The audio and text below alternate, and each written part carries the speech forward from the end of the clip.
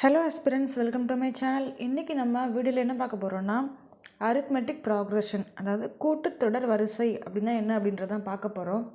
முதல்ல பாருங்கள், ஏபியின் பொது வடிவம் எப்படி இருக்குன்னா ஏ ப்ளஸ் டி, ஏ ப்ளஸ் 2D, ஏ ப்ளஸ் 3D, ஏ ப்ளஸ் 4D எக்ஸெட்ரா. இந்த மாதிரி தான் அதோட பொது வடிவம் இருக்கும். ஏன்றது ஃபஸ்ட்டு டேர்ம், டினா டிஃப்ரென்ஸ், வித்தியாசம். அதாவது ஃபஸ்ட்டு டேர்முக்கும் செகண்ட் டேர்முக்கும் உள்ள வித்தியாசம், டிஃப்ரென்ஸ் வந்து அப்படி தான் எடுக்கணும். செகண்ட் டேர்ம்லேருந்து ஃபஸ்ட்டு டேர்மை மைனஸ் பண்ணணும். அதே மாதிரி தேர்டு டேர்ம்லேருந்து செகண்ட் டேர்ம் மைனஸ் பண்ணிட்டோம் அப்படின்னா நமக்கு டிஃப்ரென்ஸ் வந்து எல்லாமே ஒரே வேல்யூ தான் கிடைக்கும். அப்படி ஒரே மாதிரி மைனஸ் பண்ணும்போது ஒரே வேல்யூஸ் கிடைக்கிது அப்படின்னா அது வந்து கூட்டுத்தொடர் வரிசை நம்ம எடுத்துக்கலாம். இப்போ நெக்ஸ்ட் என்ன கொடுத்துருக்கேன்னா, கூட்டுத்தொடரின் பொது உறுப்பு அல்லது எண்ணாம் உறுப்பு. எண்ணாம் உறுப்பு அப்படின்னா ஃபார்முலா வந்து Tn = a + n - 1 × d. இந்த கொஸ்டினில் எப்படி இருக்குன்னா, சில நேரம் எண்ணாம் உறுப்புன்னு இருக்குல்ல, அதுக்கு பதிலாக 10ஆம் உறுப்பு காண்க, 11ஆம் உறுப்பு காண்க, ஒரு சீரீஸ் கொடுத்துட்டு இந்த மாதிரி கேட்பாங்க. சரிங்களா? இது எல்லாமே நம்ம ஸ்கூலில் படித்த அதே ப்ராப்ளம்ஸ் தான்.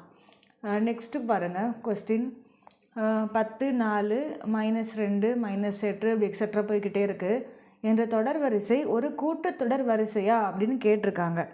கூட்டுத்தொடர் வரிசை அப்படின்னா என்ன சொல்லியிருந்தேன், டிஃப்ரென்ஸ் வந்து ஒரே மாதிரி இருக்கணும் அப்படின்னு.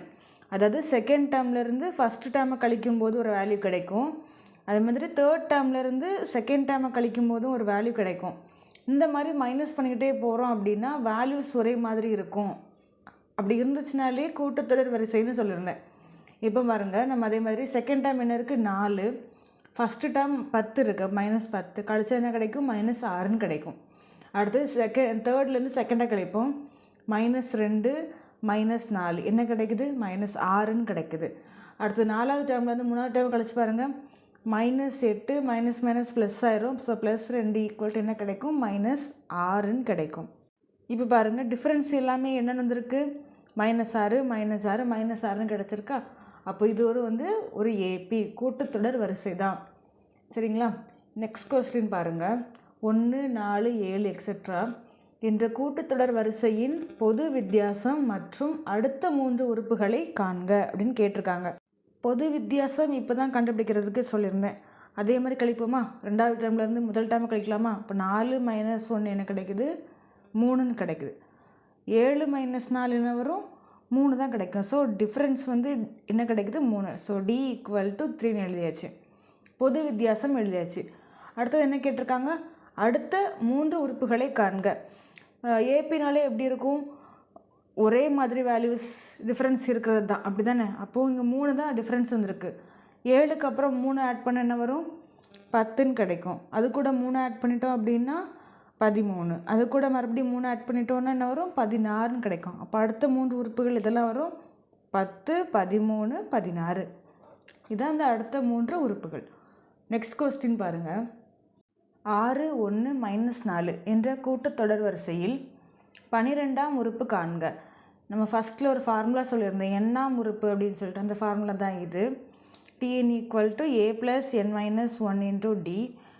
n வந்து 12 கொஸ்டினில் கேட்டிருக்காது. ஏன்றது என்ன சொல்லியிருந்தேன், ஃபஸ்ட்டு டேர்ம். அப்போ ஏ என்ன எடுத்துக்கலாம், 6 எடுத்துக்கலாம், ப்ளஸ் n வந்து 12. ஸோ 12 - 1 என்று டிஃப்ரென்ஸ் என்ன வந்திருக்கும், கழிச்சு பாருங்கள். 1 - 6 என்ன வரும், -5, -4 - 1 -5 தான் வரும். ஸோ டிஃப்ரென்ஸ் வந்து -5 இன்ட்டு -5ன்னு இருக்கும். நெக்ஸ்ட்டு 6 ப்ளஸ் இங்கே 12ல் 1 கழிச்சிட்டோன்னா 11 இன்ட்டு -5ன்னு இருக்கும். ஸோ 6 ப்ளஸ் 11 இன்ட்டு -5னா -55. ஸோ -55, 6 - 55 என்ன கிடைக்கும், -49ன்னு கிடைக்கும். ஸோ 12வது உறுப்பு என்னது, -49. நெக்ஸ்ட் கொஸ்டின் பாருங்கள். ஒரு கூட்டுத்தொடர் வரிசையில் 7வது உறுப்பு -15, 16வது உறுப்பு 30 எனில் அடுத்த கூட்டுத்தொடர் வரிசையை காண்க. எண்ணாம் உறுப்புக்கு என்ன சொல்லியிருந்தோம், Tn = a + n - 1 × d. இப்போது 7வது உறுப்பு -15ன்னு கொடுத்துருக்காங்க, எழுதிக்கலாம்.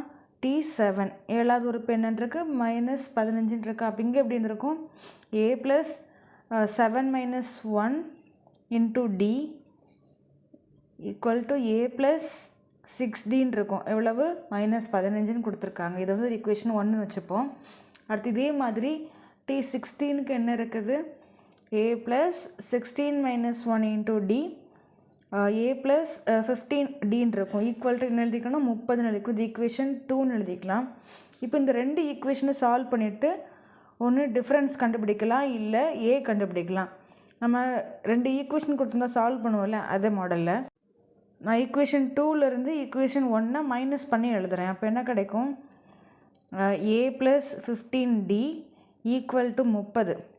அது மாதிரி a + 6D ஈக்குவல் டு -15. நான் இதுலேருந்து இங்கே கழிக்கும்போது சிம்பிள்லாம் மாற்றிடுவேன். இங்கே மைனஸ் இருந்தால் இங்கே ப்ளஸ் போடணும், ப்ளஸ் இருந்தால் மைனஸ் போடணும். அந்த மாதிரி ஏ கேன்சல் ஆயிரும். 15லேருந்து 6 கழிச்சிட்டோன்னா 9Dன்னு கிடைக்கும். ஈக்குவல் டு இது ரெண்டையும் ப்ளஸ் பண்ணி எழுதணுன்னா 45.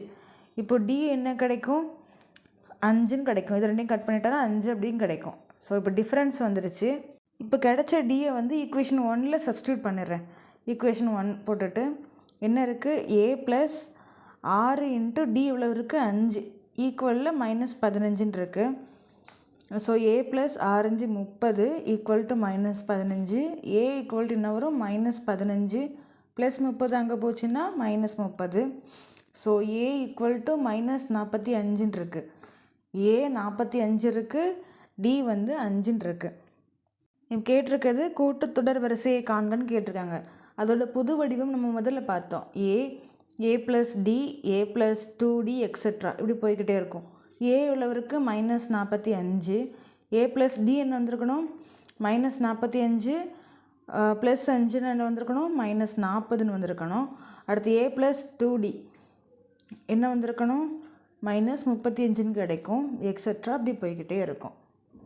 நெக்ஸ்ட் கொஸ்டின் பாருங்கள். கூட்டுத்தொடர் வரிசையில் 3 மற்றும் 38க்கு இடையில் உள்ள 4 எண்களை கண்டறியவும். 3க்கும் 38க்கும் இடையில் இருக்கக்கூடிய ஒரு 4 எண் என்ன? கூட்டுத்தொடர் வரிசைன்னு கொடுத்துட்ருக்காங்க, கேட்டிருக்காங்க. இப்போ அதோட பொது வடிவம் நான் எழுதியிருக்கேன். 3க்கும் 38க்கு இடையில் 4 நம்பர் இருக்குன்னா இந்த 3 38 சேர்த்தா மொத்தம் 6 கிடச்சிருக்கும். அப்படி தானே? அதுதான் இங்கே இருக்குது. a + d a + 2d a + 3d a + 4d a + 5d. இடையில இருக்க இந்த 4 நம்பர்ஸ் தான் கேட்டிருக்காங்க. இப்போ முதல்ல ஏவோட வேல்யூ என்ன வந்திருக்கணும்? 3ன்னு கிடச்சிருக்கணும். a + 5dயோட வேல்யூ என்னது? 38. சரிங்களா? இப்போது இந்த ஏவோட வேல்யூவை இதில் சப்ஸ்டியூட் பண்ணுறேன். அப்போ என்ன கிடைக்கும்னா 3 + 5d ஈக்குவல் டு 38ன்னு இருக்கும். 5d ஈக்குவல் டு 38ல் 3 கழிச்சிட்டு எவ்வளோ இருந்திருக்கும்? 35. ஸோ d ஈக்குவல் டு என்ன வந்திருக்கணும்? 7ன்னு கிடச்சிருக்கும். இப்போது d கிடச்சாச்சு. இனிமேல் அந்த கூட்டத்தொடர் வரிசையை நம்ம எழுதுவோம். a எவ்வளவு இருக்குது? 3. அடுத்து a + d என்ன வந்திருக்கும்? 10. a + 2d என்ன வந்திருக்கும்? 17, 24, 31, 38 எக்ஸெட்ரா அப்படி போய்கிட்டே இருக்கும். நமக்கு கேட்டிருக்கிறது 3க்கும் 38 கிடைக்கக்கூடிய 4 நம்பர்ஸ். அப்போ இதெல்லாம் வந்துடும். அந்த 10, 17, 24, 31 இந்த 4 தான் ஆன்சர். சரிங்களா? நெக்ஸ்ட் கொஸ்டின் பாருங்கள். 60க்கும் 600க்கும் இடையே 9ஆல் வகுபடும் முழுக்களின் எண்ணிக்கை யாதுன்னு கேட்டிருக்காங்க. இந்த மாதிரி கொஸ்டின்ஸ் வந்து டென்விஸில் கேட்டிருக்காங்க அடிக்கடி. 60க்கும் 600க்கும் இடையில் 9ஆல் வகுக்கக்கூடிய நம்பர் வந்து மொத்தம் எவ்வளோன்னு கேட்டிருப்பாங்க. இதுக்கு குட்டி ஒரு ஃபார்முலா சொல்கிறேன். எண்ணிக்கைனா நம்பர்னு ஞாபகம் வச்சுக்கோங்க. n = l - a/d + 1. ஏன்றது ஃபஸ்ட்டு டேர்ம் சொன்னேன், டினா டிஃப்ரென்ஸ்னு சொல்லியிருந்தேன். அப்போ எல் என்ன வந்திருக்கணும்னா லாஸ்ட்டு டேர்ம். இப்போ நமக்கு தேவை எல்லும் ஏவும் மட்டும் கண்டுபிடிக்கணும். 60லேருந்து 600க்குள்ளே இருக்கக்கூடிய நம்பர்ஸில் ஃபஸ்ட்டு நம்பரும் லாஸ்ட் நம்பரும் மட்டும்தான் நமக்கு தேவை. டிஃப்ரென்ஸ் வந்து 9 தான் கொடுத்துருக்காங்க. 9ஆல் வகுபடும்னு கொடுத்துட்டாங்க. அப்போ அது தேவையில்லை. எப்படி ஃபஸ்ட்டு நம்பர் எப்படி லாஸ்ட் நம்பர் எப்படின்னு கண்டுபிடிக்கலான்னு சொல்கிறேன். 9 கூட எந்த நம்பரை மல்டிப்ளை பண்ணால் 60 பக்கத்தில் வருதுன்னு பார்க்கணும். இப்போது சாம்பிளுக்கு 9 × 5 எவ்வளோ வரும்? 95, 45 கிடைக்குதா? இதே மாதிரி 60 பக்கத்தில். அடுத்து 9 × 6 போட்டால் 96, 54ன்னு கிடைக்கும். 9 × 7 போட்டால் என்ன வரும்? 63ன்னு வந்துருச்சா? 60 பக்கத்தில் வந்துட்டா. அப்போ இதுதான் first number. a equal to என்ன எடுக்கணும்? 63ன்னு எடுக்கணும். முதல் நம்பர் எப்படி கண்டுபிடிக்கணும்? எந்த நம்பரால் வகுபடுன்னு சொல்லியிருக்காங்களோ அந்த நம்பர் இன்ட்டு ஒவ்வொரு நம்பராக போட்டுக்கிட்டே வாங்க. 1லேருந்து போட்டாலும் சரி தான். இல்லை உங்களுக்கு தெரியும் இல்லை 60 பக்கத்தில் வரணும்னா என்ன நம்பர் போடலாம்? இப்போ 6லேருந்து போடலாம், 7லேருந்து போடலாம். அந்த மாதிரி போட்டு பாருங்கள். இது 60க்கு பக்கத்தில் வருமோ இல்லை என்ன நம்பர் கேட்டிருக்காங்களோ அது பக்கத்தில் வர நம்பர் தான் ஃபஸ்ட் நம்பர். ஓகேவா? இப்போது லாஸ்ட் நம்பர் எப்படி கண்டுபிடிக்கணும்னா, இங்கே கொடுத்துருக்கிறது 600ன்னு கொடுத்துருக்காங்க. அதுலேருந்து ஒரு 1 எப்போவுமே மைனஸ் பண்ணி எழுதணும். இது காமனாக உள்ளது. என்ன நம்பர் கொடுத்தாலுமே இப்படி தான் கண்டுபிடிக்கணும். 600ல் 1 மைனஸ் பண்ணிங்கன்னா என்ன கிடைக்கும்? 599ன்னு கிடைக்கும். இதை 9ஆல் வகுக்கணும். என்ன வரும்? 6 9 54. மிச்சம் எவ்வளோ இருக்கும்? 5 அது 9 6 9 54. மீதி எவ்வளோ இருக்கும்? 5ன்னு இருக்கா? இந்த 5 மறுபடியும் இந்த 599ல் கழிக்கணும். அப்போ எவ்வளோ வரும்? 594ன்னு கிடைக்குதா? இதுதான் லாஸ்ட்டு டேர்ம். A = 63, L = 594ன்னு கிடைக்கும். ஃபஸ்ட்டு டேர்ம் எப்படி கண்டுபிடிக்கணும்? என்ன நம்பரால் வகுப்படுன்னு கொடுத்துருக்காங்களோ அது கூட ஒவ்வொரு நம்பராக மல்டிப்ளை பண்ணிவிட்டு வாங்க. இங்கே 60க்கு பக்கத்தில் எது வருதோ அதுதான் ஃபஸ்ட்டு டேர்ம். லாஸ்ட்டு டேர்ம் வந்து இங்கே 600ன்னு கொடுத்துருக்காங்களா, அதுலேருந்து ஒரு 1 மைனஸ் பண்ணணும். இங்கே கொடுத்துருக்க 9ஆல் டிவைட் பண்ணணும். என்ன ரிமைண்டர் வருதோ அதை மறுபடியும் அந்த 599ல் கழிக்கணும். கழித்து வரதான் ஆன்சர் லாஸ்ட்டு டேர்ம். இப்போ நம்ம சம் செய்வோம். இது வந்து கொஞ்சம் ப்ராக்டிஸ் பண்ணால் வந்துடும். சும்மா ட்ரை பண்ணி பாருங்கள் இந்த மாதிரி மாடல் கொஸ்டின்ஸ். எல் எவ்வளவு இருக்குது? 594 மைனஸ் ஏ வந்து 63 டிவைடட் பை டிஃப்ரென்ஸ் எவ்வளோ இருக்கும்? எல்லாமே 9ஆல் வகுக்கக்கூடிய நம்பர்ஸ் தான் கண்டுபிடிக்க போகிறோம். அப்போது ஸோ டிஃப்ரென்ஸ் வந்து 9ன்னு போடணும் ப்ளஸ் 1. இப்போது இதை கழிச்சு எழுதிக்கலாமா? என்ன கிடைக்கும்? 531ன்னு கிடைக்கும். Divided by 9 plus 1. இப்போது இது ரெண்டையும் கட் பண்ணி வாங்கி 9 9 45 மீதி 8 81 இருக்கும். 9 81 59 ப்ளஸ் 1 இருக்கும். இது ரெண்டையும் கொட்டி எழுதுனா 60ன்னு கிடைக்கும். ஸோ இந்த சம்மோட ஆன்சர் வந்து என்ன கிடைக்கும்? 60. தேங்க்ஸ் ஃபார் வாட்சிங்.